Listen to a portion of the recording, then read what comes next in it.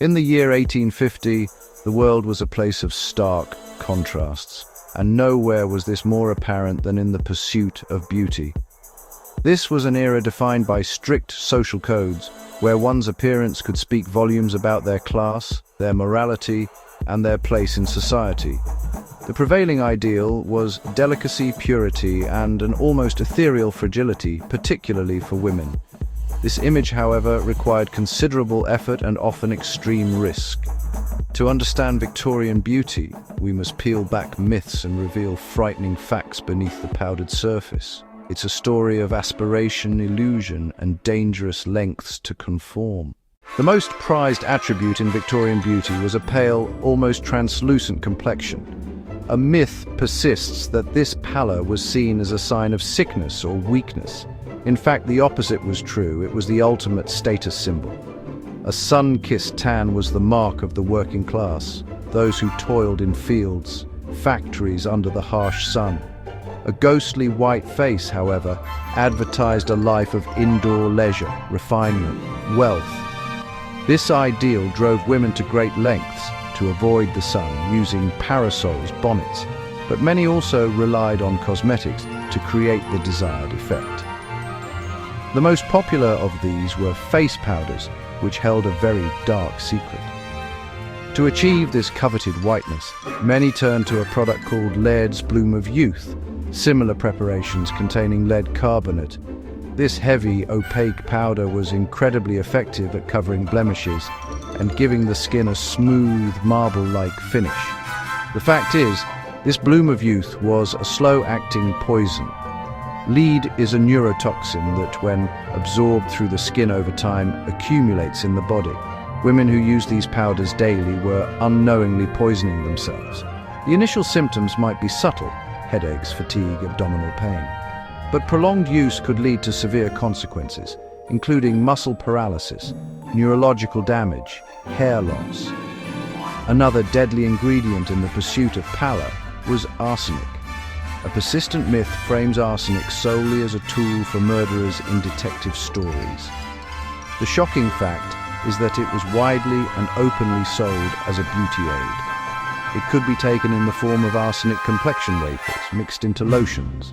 Arsenic works by destroying red blood cells, which induces a state of anemia that gives the skin a delicate, pale transparency. A small dose could also cause a slight swelling in the face, smoothing out wrinkles. Users believed they were achieving a healthy glow, but they were actually courting death. The harm from arsenic was insidious and often irreversible.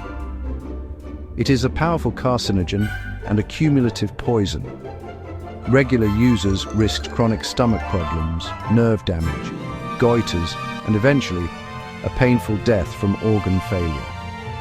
Coroner's reports from the era sometimes noted traces of arsenic in the bodies of young women who had died suddenly, with the source eventually traced back to their beauty routine.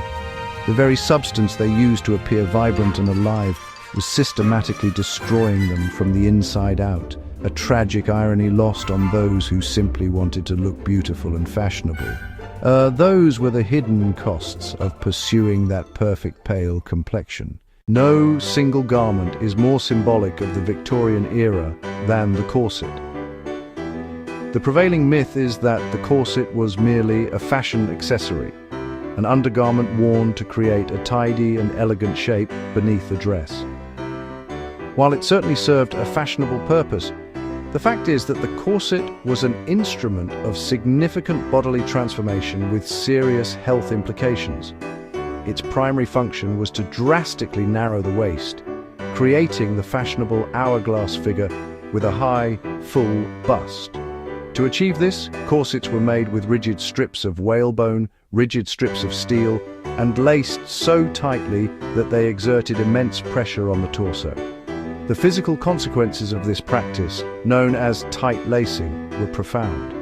A tightly cinched corset dramatically restricted the lungs' ability to expand, leading to shallow breathing and a tendency to faint, an occurrence so common it was romanticized as a sign of feminine sensitivity. Internally, the effects were even more alarming. Organs were displaced from their natural positions. The liver could be squeezed, the stomach compressed, the intestines pushed downward.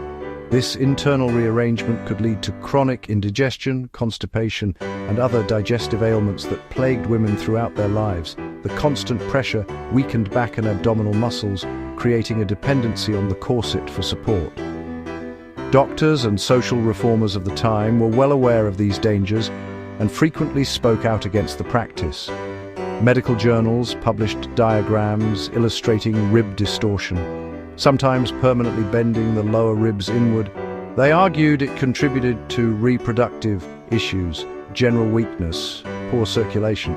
Despite warnings, fashion prevailed. A woman without a corset was considered loose.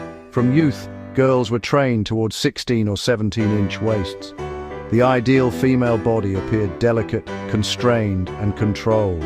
The corset was both symbol and tool, a restrictive social cage.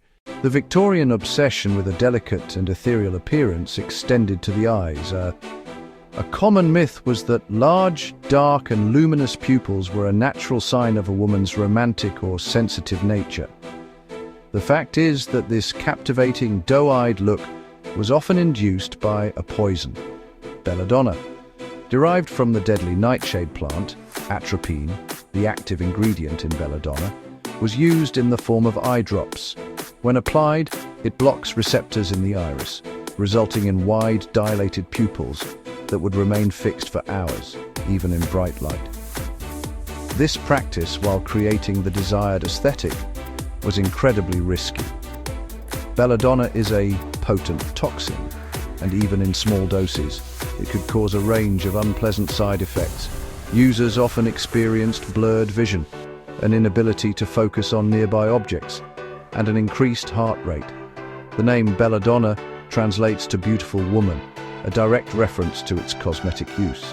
However, repeated application could lead to painful sensitivity to light, dryness of the eyes, and in some documented cases, glaucoma and permanent blindness. The alluring gaze came at the potential cost of one's sight. Hair care was another area where dangerous substances were commonplace. The myth was that thick, shiny, and richly colored hair was a product of good health and simple grooming.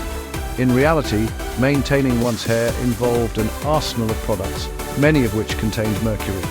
Mercuric chloride was a key ingredient in hair lotions and pomades, marketed to treat dandruff or lice and to add sheen.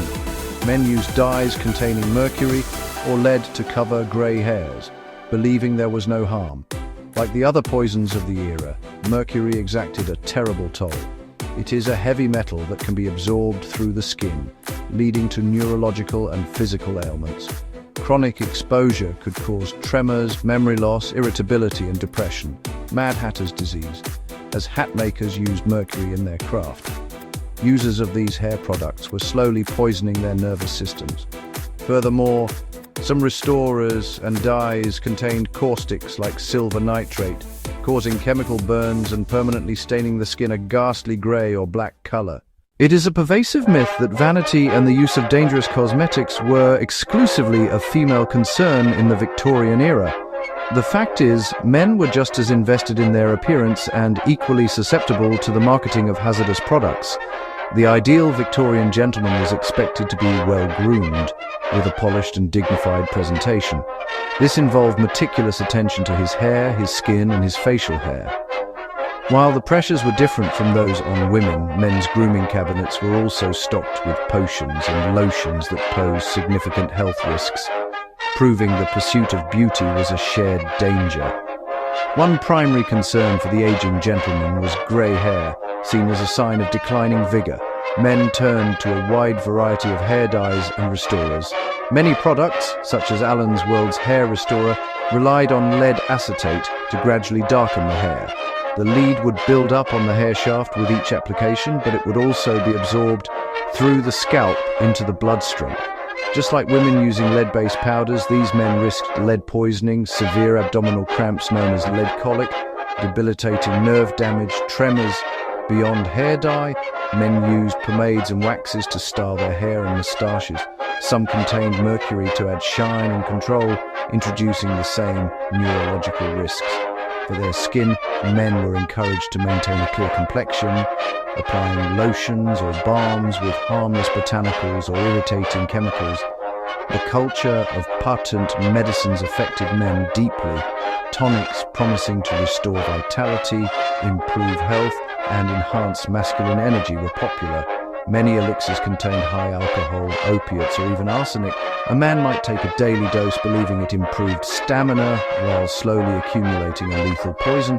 The desire to project strength made men vulnerable to the same false promises, proving the danger was universal. One of the most insidious aspects of Victorian beauty hazards was their slow and cumulative nature. A prevalent myth held that if a product was dangerous, its effects would be immediate and obvious. The tragic fact is that the most common poisons, lead, arsenic, mercury, worked silently over months or even years. A woman would not apply her lead face powder one day and suffer paralysis the next.